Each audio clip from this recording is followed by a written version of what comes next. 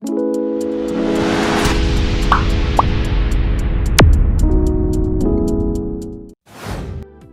nggak kamu mikir, kenapa sih ekonomi di Indonesia itu terpusat banget di Pulau Jawa?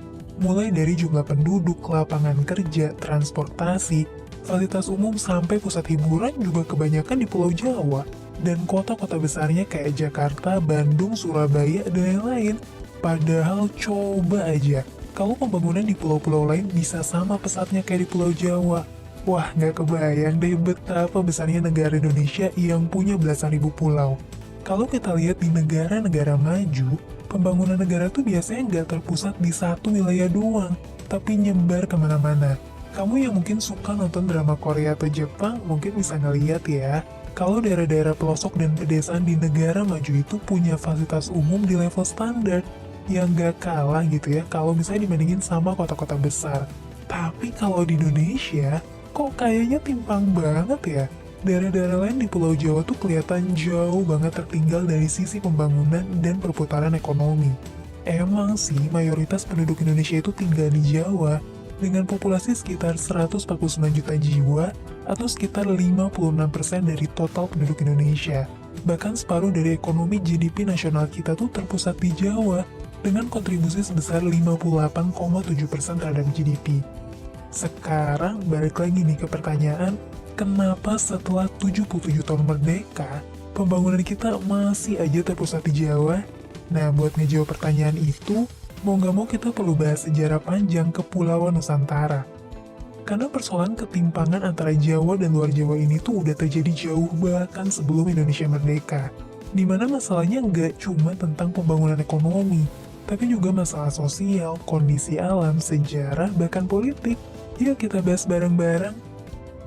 Yang pertama buat kamu yang inget pelajaran sejarah dulu, mungkin masih inget nih beberapa kerajaan besar yang pernah menguasain sebagian besar wilayah Nusantara. Kayak Majapahit, Sriwijaya, Pajajaran, Demak, dan lain-lain. Yang mana bisa dibilang nih, kerajaan-kerajaan besar ini berpusat di wilayah Indonesia bagian barat, khususnya di Pulau Jawa. Tapi kenapa ya peradaban besar di masa lampau ini berkembangnya di Jawa? Salah satunya itu adalah karena faktor geografis. Pulau Jawa bisa dibilang punya jajaran gunung berapi paling banyak dibanding pulau lain di Nusantara. Dengan banyaknya gunung vulkanik, tanah di Pulau Jawa itu sangat subur buat pertanian dan ketahanan pangan buat masyarakat Nusantara di masa lampau. Dengan tanah yang subur, otomatis Pulau Jawa jadi lokasi yang bisa menopang populasi penduduk yang lebih besar kalau misalnya dibandingin sama pulau-pulau lain.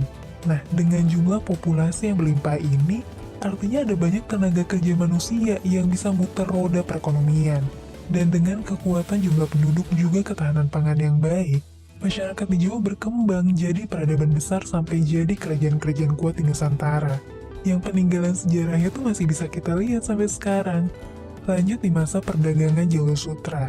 Pulau Jawa lagi-lagi salah satu pusat distribusi dan perdagangan dunia, di mana pantai utara di Pulau Jawa itu jadi dermaga-dermaga besar tempat persinggahan para saudagar dari seluruh dunia, buat beli hasil bumi berupa rempah-rempah dari wilayah Nusantara bagian timur.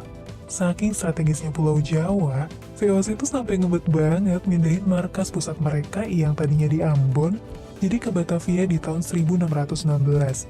Dan sejak pemindahan markas VOC tersebut, Batavia jadi pusat perdagangan yang paling ramai di Asia. Karena ya semua kapal dagang hampir dipastiin bakalan singgah dulu di kota ini. Hasilnya pembangunan di Pulau Jawa juga makin pesat kalau misalnya dibandingin sama pulau lain. Ada banyak proyek pembangunan di Jawa yang dilakukan sama VOC dan juga pemerintah Hindia Belanda selama ratusan tahun. Beberapa di antaranya bisa kita lihat ya bahkan sampai sekarang. Kayak gedung kantor pemerintahan, pelabuhan di Semarang dan Surabaya, sampai infrastruktur pendukung kayak jalan, jembatan, dan jalur kereta api.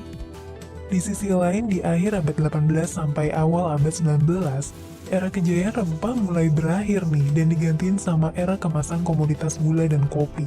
Dan lagi-lagi Pulau Jawa jadi pemasok gula terbesar kedua di dunia setelah Kuba di pertengahan abad 19. Hal ini juga nih yang bikin pengusaha lokal Nusantara asal Semarang, namanya tuh Wee Tio Ham, bisa jadi salah satu orang terkaya di Asia pada masanya. Di sisi lain, pembangunan di wilayah timur Nusantara jadi makin ditinggalin. karena harga komoditas rempah jatuh gara-gara banyak diseludupin dan dibudayain di daerah-daerah lain.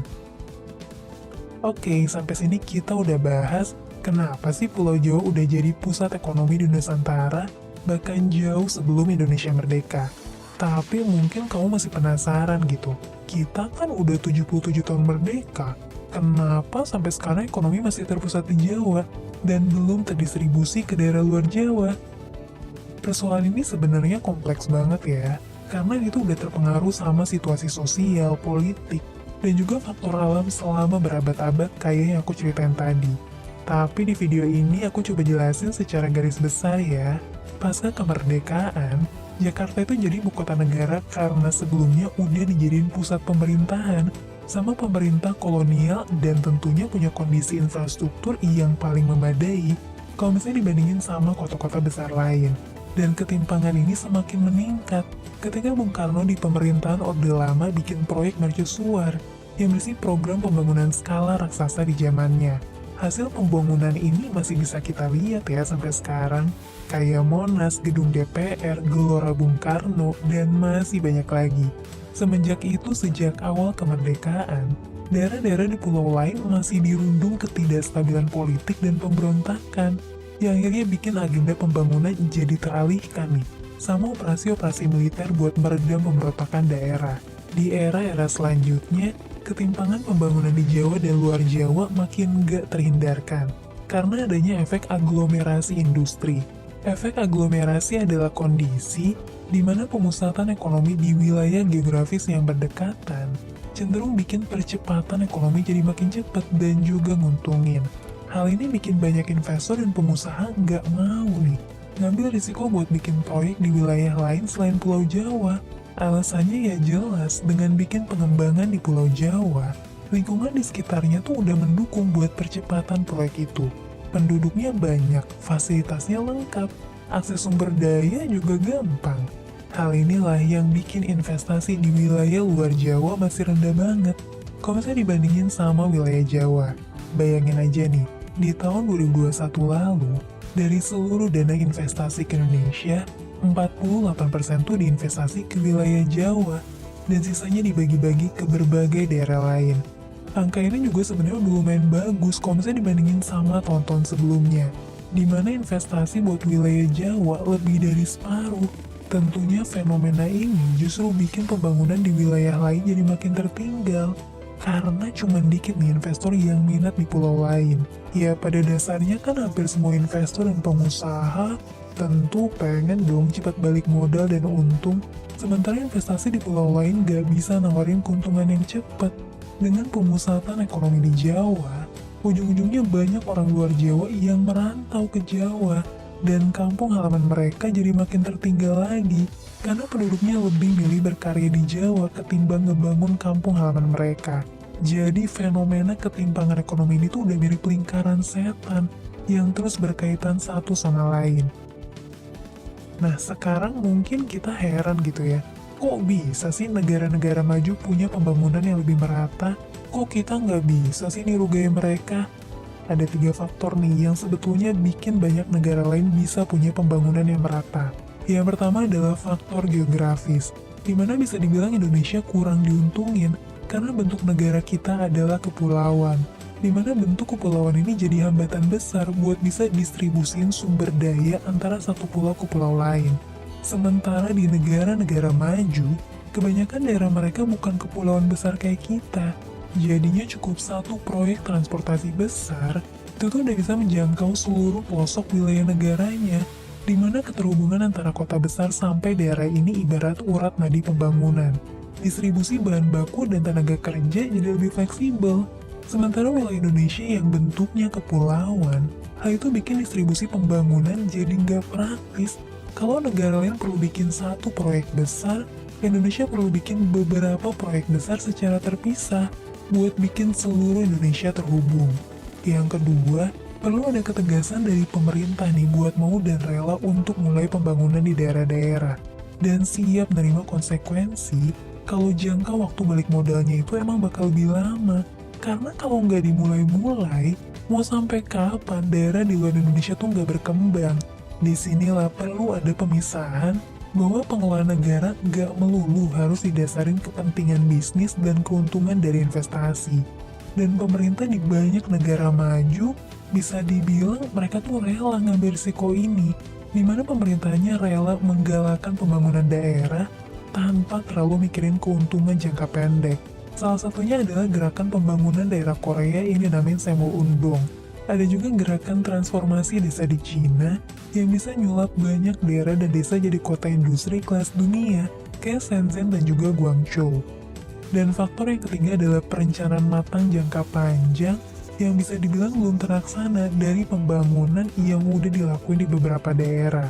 Faktanya ada banyak banget pembangunan fasilitas yang nelan biaya sampai triliunan rupiah di berbagai daerah, tapi nggak didasarin sama pertimbangan jangka panjang.